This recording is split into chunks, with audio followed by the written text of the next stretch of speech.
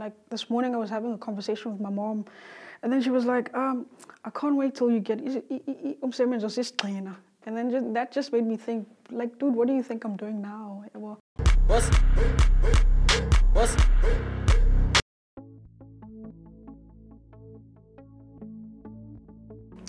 Andy Mkosi.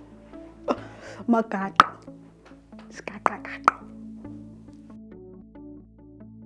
Female, she, her. I'm a freelance photographer and a musician. Yeah, all these ideas I have in my mind. When I have a pair of spectacles for each day of the week,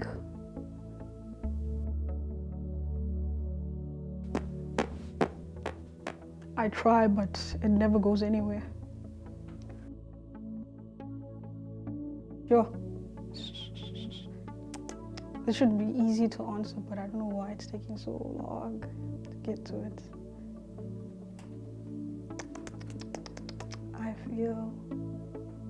I feel sad most of the time because women are going through a lot. And sometimes I just feel like I don't know what to do in order to contribute to a solution. So I feel sad. In 2018, I became a lot more confident. A lot of anxieties, just being able to go into a space and know that I belong as well.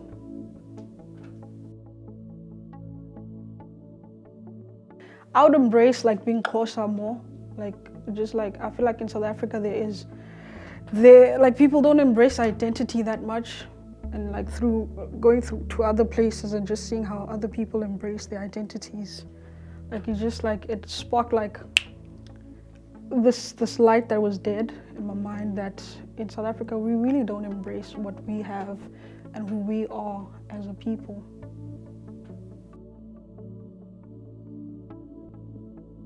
It's like intimate sounds. It's like you're in a bedroom, listening to, I don't know, someone's dreams. Cheesy as it may, it's everyday life experiences, personal experiences, just growing up in areas where you see and then as someone that writes, I just feel like sometimes it's my duty to be vocal about things that happen in my life and the people that are around me.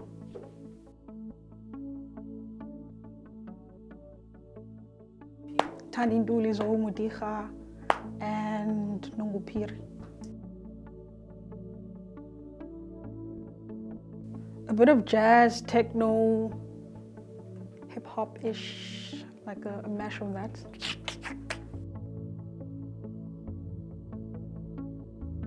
There aren't many of us, but the ones that are visible are leaving a good mark. For instance, I can think off the top Moonchild Sanelli, who's doing great stuff. I really appreciate her voice and her honesty and her ability to be vulnerable, in a space where you're criticized if you lean more towards sexual topics within music, and she's breaking those boundaries and just being herself. I really appreciate that about her.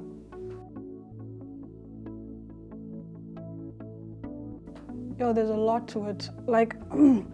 Whenever I meet up with people, sometimes they will say that, yo dude, at that moment in time when I heard that particular lyric of yours, I related because I went through the same thing. So through sharing experiences, people are able to find themselves in those lyrics and those stories, and I think that then comes with conversation, and conversation then comes with some sort of healing.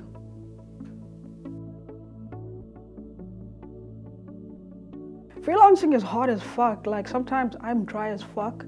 There's nothing in the bank account. But then I think when you sort of realize what you want to do with whatever, be it photography or music, you need to position yourself where you can be seen by those individuals, and also creating your own.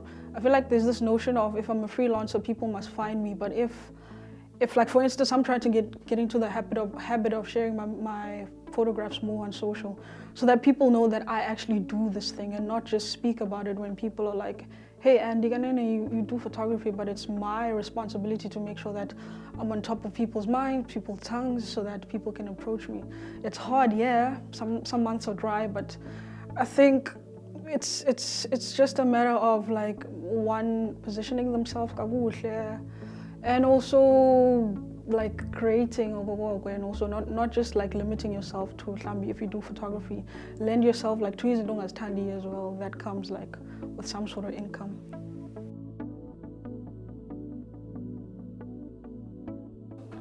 I like documentary type of photography. I like telling stories. I think that's like the common thread with my music and photography. For instance,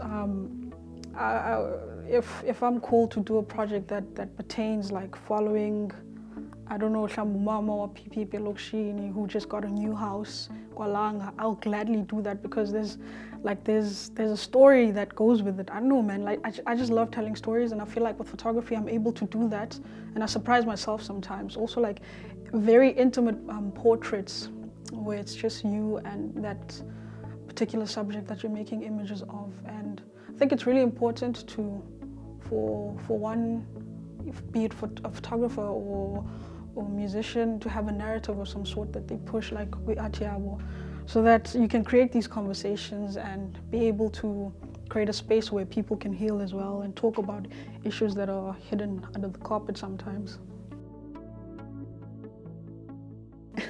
For the longest time, I struggled like with, like for instance on Instagram, I still don't know whether I should be posting more about my music or more about my photography.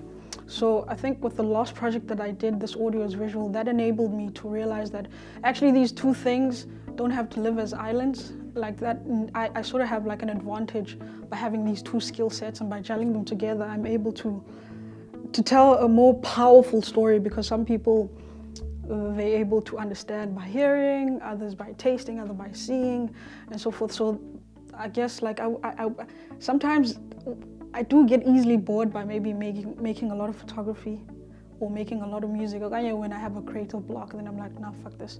Let me just make images, or let me just write music. So, but I think having the two, access to the two is really great.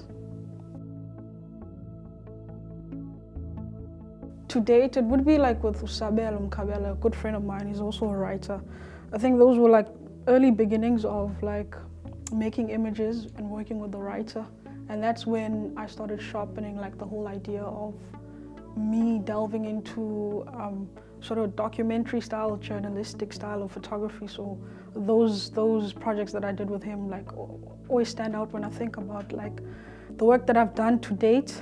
And then with music, it's doing projects with Utata and Awekwatenzi. Like her and I have like some sort of like synergy when it comes to music. We're on the same like wave plane when it comes to creating umculo and stuff. So being in a band with her is like the most lovely thing that has ever happened like for my music career. It's sort of elevated a lot of things that I do within music. Get out of your comfort zone and talk to people. I think in this Mumbai sometimes is that we don't talk, we don't tell people what we need because we're shy or we're scared of what the next person is going to say. But I think a lot of like things that have happened in my life is not only because of my skill set, but because I knew a certain person who knew a certain person who believed in what I do, and because I spoke when I needed something. So even when you have zero resources, like be able to speak to people, because I mean your talent will vouch for you if you are the real deal.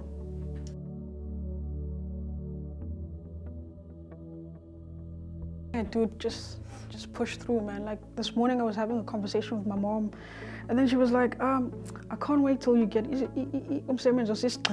and then that just made me think, like, dude, what do you think I'm doing now? So just like stick to it. There's no one else who's gonna have your back besides yourself, unfortunately.